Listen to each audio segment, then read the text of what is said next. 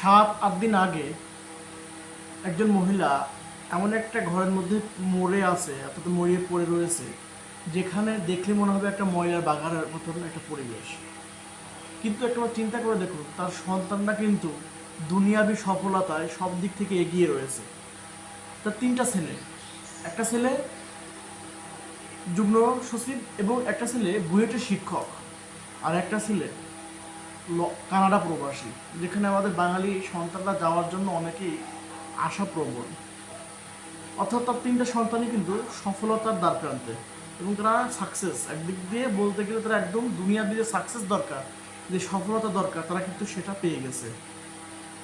কিন্তু তার মা বাসায় রয়েছে ময়লার বাগার যেরকম থাকে সেরকম একটা পরিবেশে 7 থেকে 8 দিন মরে গিয়ে পড়ে রয়েছে। অর্থাৎ এর মাঝে ঈদও চলে গেছে, কিন্তু তার কোনো সন্তান তাকে খোঁজ খবর রাখলো না। আপনি কি ভাবছেন, এটা কি সফলতা? হ্যাঁ, আমার আপনার চোখে হচ্ছে দুনিয়াবী সফলতা এটাই। কিন্তু একটা চিন্তা করে দেখুন, ওই মহিলাটাই 3টা সন্তানকে মানুষ করার জন্য কতটা পরিশ্রম করেছে। আমার মা পরিশ্রম করে, আমিও এতেই, আমি জানি যে মায়েরা কতটা পরিশ্রম করে। একটা চিন্তা করেন যে পরিশ্রম করতেছে এত কষ্ট করে, কিন্তু ওই সন্তানরা এই ঈদ গেল 7-8 দিন মরে পড়ে রয়েছে, তাহলে কি এই 7-8 দিনের মধ্যে কোনো সন্তানই তার মার খোঁজখবর রাখেনি, যে মা তাদের জন্য এত পরিশ্রম করলো? অর্থাৎ তাদের কি এতটাই তাদের শিক্ষা নিয়ে কথা বলার যোগ্যতা আমার নেই, কারণ আমি তো সেই পরিমাণ শিক্ষা অর্জন করি নাই। আমাদের শিক্ষা অর্জন যতটুকু করার দরকার ততটুকু করেছি চলার মতো, কিন্তু আমরা কিন্তু অতটা শিক্ষিত না এবং আমরা ওইরকম সাকসেসের পিছনেও যাইতে পারি না, কারণ আমাদের সেই যোগ্যতা হয়নি। কিন্তু আপনি কোন দিক দিয়ে ভাববেন যে এটা সফলতা? আপনি মনে করেন আপনার সন্তানদের কষ্ট করে মানুষ করলেন, মানুষের মতো মানুষ করে বর্তমান কথিত যে সফলতা, মুখ মুখ দিয়ে যে আমরা বলি যে টাকাই টাকা, টাকাই সফলতা, কিন্তু টাকা পাওয়ার পরে যখন আপনার সন্তান আপনাকে ভুলে যাবে, আমার সন্তান আমাকে ভুলে যাবে, তখন আমরা কীভাবে এটা মেনে নেবো বলেন? এবং মরার পরে যে আমার লাশটা পৌঁছে দুর্গন্ধ বের হবে, এই পর্যন্ত তারা আমার খোঁজখবর না রাখে, তাহলে আমি কীভাবে আমার সন্তানদেরকে মানুষ করলাম?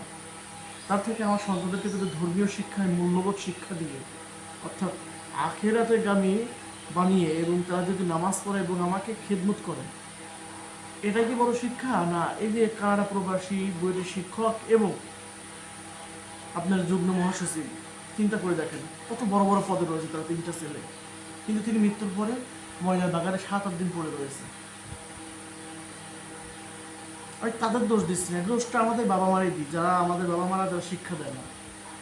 আমাদের বাবা মার উচিত, সন্তানদেরকে আমি ভালো শিক্ষা দেওয়া নিষেধ করতেছি না, এরকম ভালো সাকসেস পাওয়া দরকার আছে, কিন্তু তাদের মধ্যে ধর্মীয় মূল্যবোধ এবং মানবতা যে কথাগুলো আছে সেগুলো আগে শিক্ষা দেওয়া উচিত, যে বাবা মায়ের প্রতি তোমাদের একটা কর্তব্য আছে, দায়িত্ব আছে।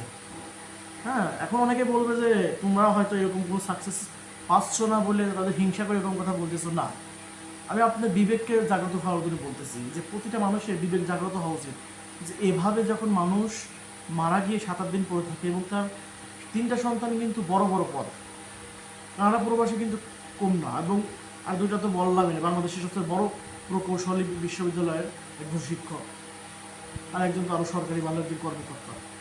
কিন্তু তাদের উচিত ছিল না ঈদের মধ্যে তাদের মায়ের সাথে প্রতিদিন যোগাযোগ করা, খালি ঈদ না, প্রতিটা দিনই তাদের মায়ের সাথে একবার হয়েও কথা বলা দরকার। যখন ফোনে পাচ্ছে না, তখন হয়তো লোকজন দিয়ে বা যে যারা আসছে আত্মীয় স্বজন দিয়ে বাবা মার খোঁজ নেওয়া উচিত, যে আসলে আমার বাবা মা কেমন আছে।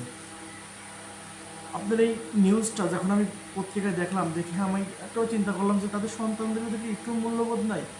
তাদের কি আল্লাহ কি তাদেরকে একটু হেদায়েত দান করেনি, বা তারা চেষ্টাও করেনি বাবা মার খেদমত করা? বাবা মায়েরা সন্তানদের জন্য প্রচুর পরিশ্রম করে।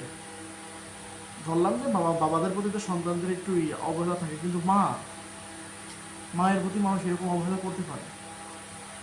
তাই আগে থেকেই একটু ভাবুন, এবং আপনার সন্তানকে আপনি ইংলিশ মিডিয়ামে পড়ান, এটাই মানা করতেছি না, আপনি যে কোনো মিডিয়ামে পড়ান কোনো সমস্যা নেই, কিন্তু তাদের ধর্মীয় মূল্যবোধ, বাবা মায়ের একটা খেদমত দেওয়ার কথা আছে, সেই খেদমতগুলো তাদেরকে শেখান, যে বাবা মায়ের প্রতি কীভাবে সন্তুষ্ট থাকতে হবে, কীভাবে তাদেরকে খোঁজখবর রাখা লাগবে। আপনার বাবা মা কিন্তু বয়স হয়ে গেলে আপনার কাছে টাকা পয়সা কিছু চায় না, বাবা মা যখন কী চায়, যে আপনি কীভাবে তাদেরকে খোঁজখবর রাখতেছেন নাকি।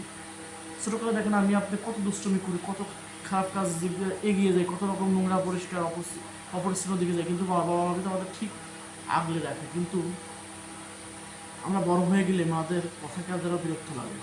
যখন মারা রাগ করে তখন আমাদের কাছে বিরক্ত লাগে, মা যখন চেঁচামেচি করে তখন আমাদের কাছে খুব বিরক্ত লাগে। তাই সন্তানদেরকে ভালো শিক্ষা দিন এবং ইসলামিক মূল্যবোধ শিক্ষা দিন। ছোটকাল থেকে তাদের ইসলামিক মূল্যবোধ শিক্ষা দিয়ে ভালো কিছু বানান। আমি তাদের না করতেছি, তবে তাদের মূল্যবোধ থাকুক এবং প্রতিটা সন্তান যেন তার বাবা মার খেদমত করে এবং তাদের যেন পাশে থাকার চেষ্টা করে, খোঁজ খবর রাখার চেষ্টা করে। ভালো থাকবেন সবাই, সুস্থ থাকবেন। আসসালামু আলাইকুম।